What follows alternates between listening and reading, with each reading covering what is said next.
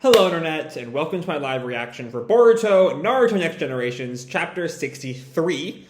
When we last left our heroes, Kawaki had escaped from the Leaf Village by suppressing his chakra and leaving a shadow clone back at Naruto's house. We find out that he's going to sacrifice himself to Code so that Code will spare the Leaf Village. This works exactly not at all, to no one's real surprise. And so he's going to be taken by Code to Eida, who, wants to sort of seduce him because he can't be naturally seduced by her. Thankfully, Boruto, who is, after a good deal of effort, convinced the Leaf Village that Kawaki did escape, and then has to sneak off on his own to go find Kawaki. He shows up at the last possible second to rescue Kawaki, and now it's time for Boruto and Kawaki versus Code. So yeah, let's jump right on into Chapter 63, Ask No Questions. We've got this great cover picture here of Boruto mid-Karma activation in the Sasuke headband, readying a Rasengan. It's a good little look for him. And we open just where we left off, with Boruto protecting Kawaki from Code. And all three of them sort of take stock of the situation. Kawaki's sort of shocked to see Boruto. Boruto's determined, we're here, it's time for the fight. And Code just sort of looks on at them, unimpressed. And he puts his hole up to the ear, the line thing, this thing that's connected to Eida up to his ear. And Eida tells him, as you can see, it's Boruto. He tracked Kawaki there. Since you went wild and didn't listen to me, I wasn't able to give you an early warning. And Code asks, but Kawaki erased his own chakra, right? So how? How Boruto tracked them? And Eida responds, who knows? Could be because he's Otsutsuki or due to karma. Either way, it seems they have a special bond. I'm jealous. Eida is as Eida is. My comments on Eida have not really changed. She's just not a character that really works for me at all. But Boruto is not quite clear who Code is talking to. And just sort of stares at Code ready to fight. Anyway, Boruto then turns to Kawaki. Kawaki, don't tell me you were using yourself as bait to draw Code out? And Kawaki neither confirms nor denies that. I told you to stay out of it, Boruto. You're gonna get killed. And Boruto snaps back, that's my line, idiot. You know how I am. How could I not follow you? Damn it. We're both fools then. And then Kawaki calls out to Code. Hey, Code, weren't you taking me somewhere? Ignore him. Let's go. No, God, this is giving me really, not good Sasuke retrieval flashbacks. Just shut up and be rescued, Kawaki. Come on. And Code just still doesn't say anything. Maybe still listening to Eida. And Boruto asks, whoa, what are you talking about? And Kawaki tells him, butt out, Boruto. Quit interfering in my business. Don't be so reckless. With me here, Dad and the others can track my chakra and come help us. We just need to hold out till then. And Kawaki snaps, but that's what I'm trying to avoid. You're missing the whole point. Because Kawaki is dumb as shit right now. Learn that people give a damn about you. I brought this up last month, but still, I thought that Boruto's arrival was gonna, knock some sense into Kawaki, and that did not happen. So Boruto's kind of shocked. What? I won't let Lord Seventh die, even if it cost me my own life. And that is, in the end, an echo of him giving himself up to Ishiki at the end of that fight. Though at that point, Kawaki at least had a plan to kill Ishiki. Here, he's just gonna die. Or not die, but be stuck as Eida's weird little boy toy. And Boruto's kind of shocked at Kawaki's determination. Kawaki? And then we see Code reach for his hood. And we see there's a line in his hood. And I think he puts it up there so that he has the line still connected to Eida without having to do it with his hand. Because Eida tells him, the others are still mainly searching inside Konoha, but now that Boruto's there, it's only a matter of time before they show up too. Didn't Boruto tell them that he had run away from the village? Once Boruto was right about Kawaki running away at all, shouldn't they realize, oh, he's outside the village just like Boruto told us? I don't know.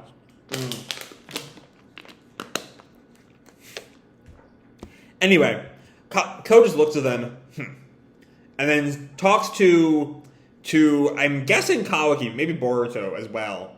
You've got spunk, I'll give you that. And what do you think you can do to protect the Hokage, Kawaki? Yeah, like, again. Kawaki's whole plan was sacrifice myself in order to like bargain with Code to kill me and not the others. And Code says no. He's like, no, you're all guilty. I'm getting rid of all of you, actually except you because of the bargain with Eida. So like, Kawaki has to realize that even if he goes with Code, that won't really protect Naruto, at least not for long. Maybe he's more worried, but then Naruto will be in trouble right now as soon as he comes to find me, I guess. But that's still, like, barely actually helping. Anyway, Kawaki sort of looks at Code. There's someone who wants to meet me, right? Whoever they are. And this is the first Boruto's heard of any of this. Huh? I want to talk to them, since I ain't getting anywhere with you. Okay. But again, like, no one is accepting that there is even a bargain to be had here, Kawaki. You're just kind of dumb. This is just a dumb mistake. And then Code is almost tired at the thought of that, and here it comes. And then Eida chimes in. What? No way. Kawaki wants to meet me? Oh my. And Boruto, again, is just hearing all of this for the first time. Hold on. Who? And Kawaki goes on, you said I was excluded from your vengeance list. The Code I know would have thought to kill me first. Yet you're letting me off for this person. Which means they've got enough influence to make an Ishiki-obsessed crazy like you obey. Right? So I want to negotiate with them. Okay, at least I can start to see his logic. It's flawed and I doubt it will work. But I think what he's saying is, if he can make Eida, who he doesn't quite know is Eida, but Eida, get Code to stand down with everyone except for Kawaki, then maybe that will work. Because she has enough influence, right?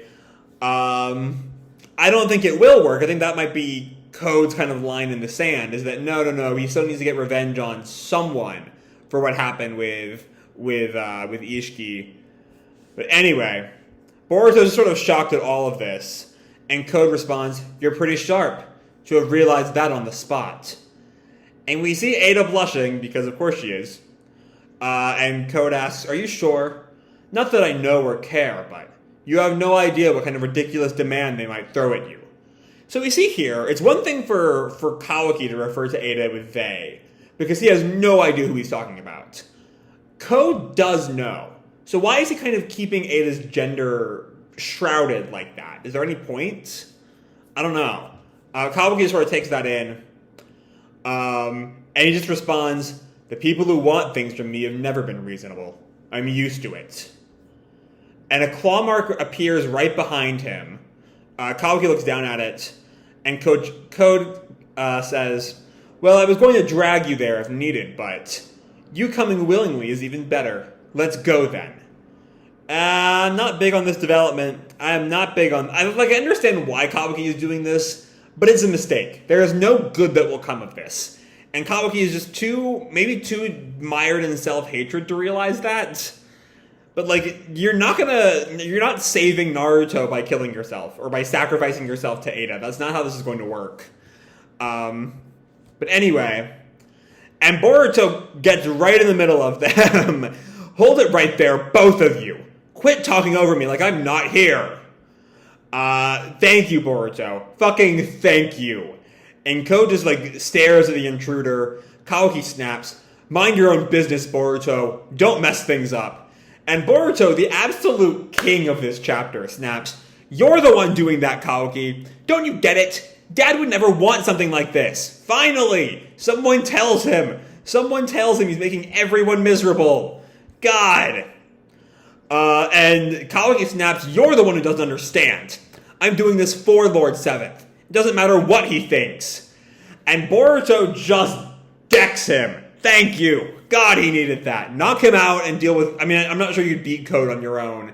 Maybe with the limiters off, you might have a chance, but I don't know. Kawaki is not going to be any help right now. Kawaki hits the ground. Code's kind of shocked. Whoa. Code. Kawaki sort of rubs his bleeding mouth. What was that for? And Boruto just snaps at him. Fine. Do whatever you want. I get how much you want to protect Dad. And Kawaki just looks at him, waiting for the but. However, at the same time, it's my right to you. Right, bro? There's that good shit right there. I am in for this now, Boruto. And Kawaki's sort of shocked. What? And Eida goes on. Again, I think one of the things that really bothers me about Eida is that, like, she at least looks like an adult. And she's like freaking out over these... wants to get with Kawaki, who's, I'd say, older than Boruto, but no older than, like, 15. And Boruto was, like, 12 or 13 at this point. But anyway, she's freaking out. Oh my, seriously? That's so hot. Oh, Boruto, eek! Yeah, stop. Stop, you creep. And Ko sort of sizes up Boruto. Otsutsuki Momoshiki's vessel. Uzumaki Boruto, eh? And Boruto stares down Code. We haven't met before. I'm Code. I worship Otsutsuki and have inherited their grand will. That's a hell of a way to introduce yourself. Given that, like, I kind of, on some level, thought that worship was more of, how Amado sort of derogatorily refers to Code. Well, Code definitely does worship Otsutsuki. I was kind of not sure he would describe himself that way, but no, he's open about it. Anyway, Boruto counters, you've inherited who's what? You're just an underling. Sorry, not interested in you. Wow, calling him out.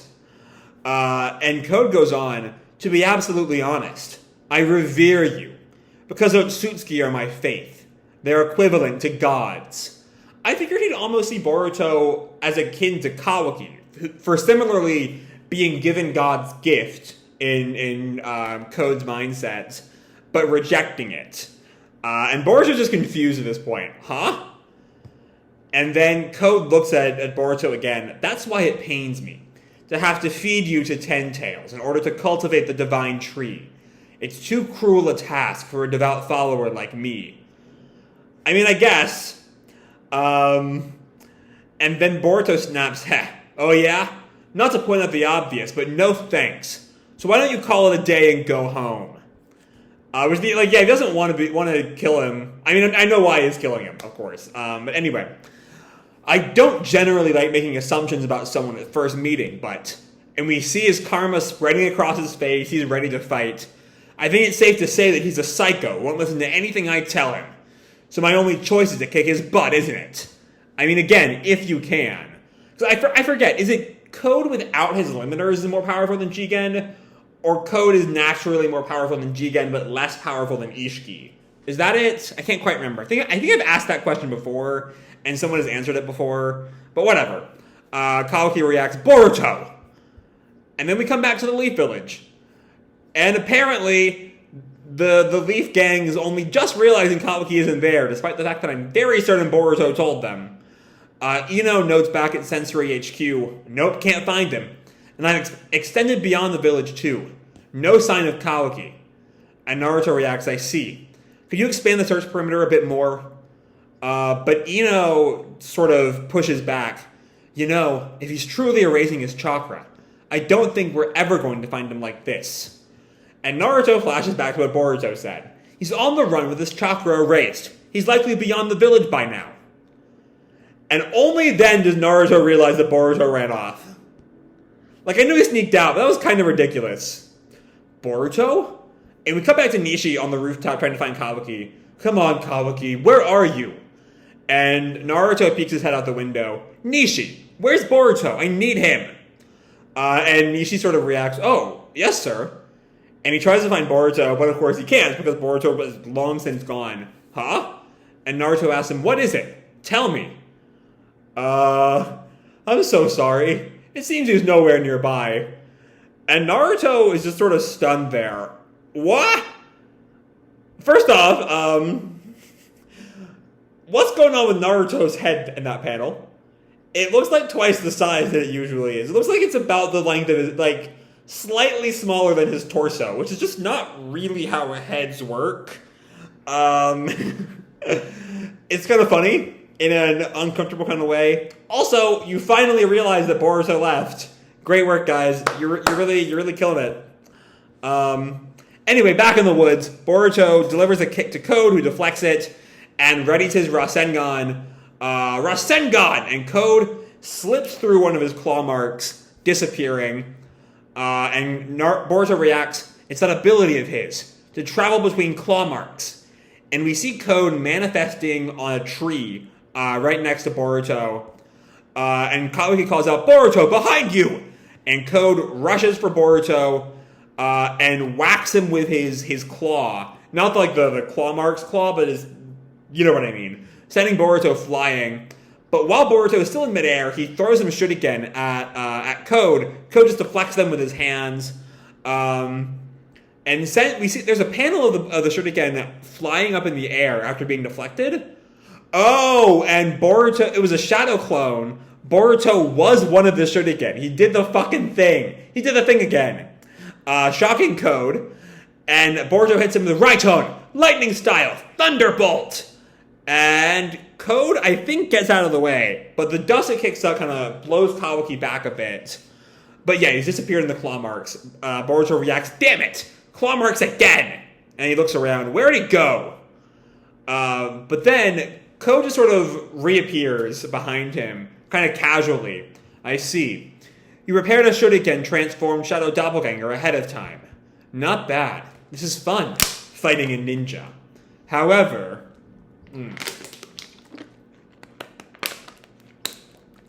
And Code activates his white karma. You're an amateur when it comes to karma. And Boruto, who I think knows about the white karma, right? Did they ever brief him on that? Or is that just sort of one of those things that stayed up in the upper echelon of the government? A white karma? Because he sounds just a little bit like that question mark. I don't think he's heard about the white karma yet. Anyway, Code steps towards him, just very slowly walks towards him. Boruto goes on the attack with a punch. Gah! But Code gets right in his chin with an elbow. Sends him flying. Boruto hits the ground. Ow! And Kawaki reacts fast and strong. And Code just walks towards Boruto, gets right up next to him. Boruto, in a panic, throws him shuriken. But then Code just, I think, like slides, like a baseball slide, into Boruto, sends him flying. He hits the ground, bounces off of it, finally lands. Kawaki reacts, he's no match for Code. No surprise there, it's what I expected. But we see, despite that, Boruto continues to struggle to get up. He's not quite able to get up, but he's struggling. And Code walks towards him, pretty much nonplussed by everything going on. Do you know why you get drastically stronger when you activate karma? And Boruto and Kawaki just can't really move, unable to do much of anything. And Code goes on, increased power and speed from improved physical ability is certainly a major factor, but that alone wouldn't result in such an exponential jump in battle strength. The real reason lies elsewhere, with karma's true essence. Is it like tapping into those Otsutsuki memories or something? And Kawaki reacts, karma's true essence? Which is that the Otsutsuki's combat experience, there it is, accumulated over millennia, gets overlaid upon your own mind and body. That's why you get stronger. And Code, we see, just standing right next to Boruto, ready's a kick. In short, you instantly become a seasoned warrior. If you're able to draw on karma properly, that is. And he kicks Boruto. He's so nonchalant about all this. Like, this feels more like natural, increased power, more than it does battle strategy. But anyway, Boruto sent flying, hits the ground. Kawaki sort of stares and reacts as Boruto gets hit again and again. And Code taunts, now show it to me.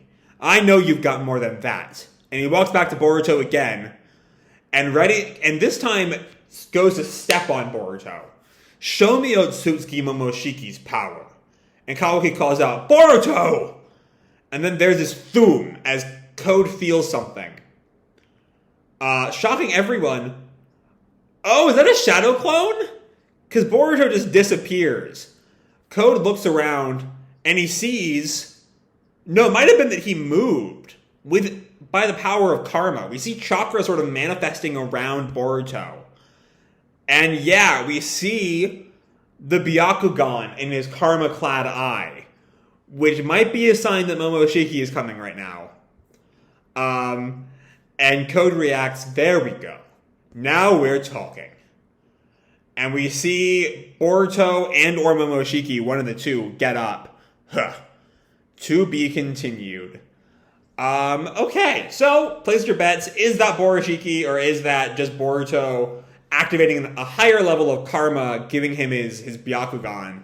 Of course, even if it is, that comes at a price.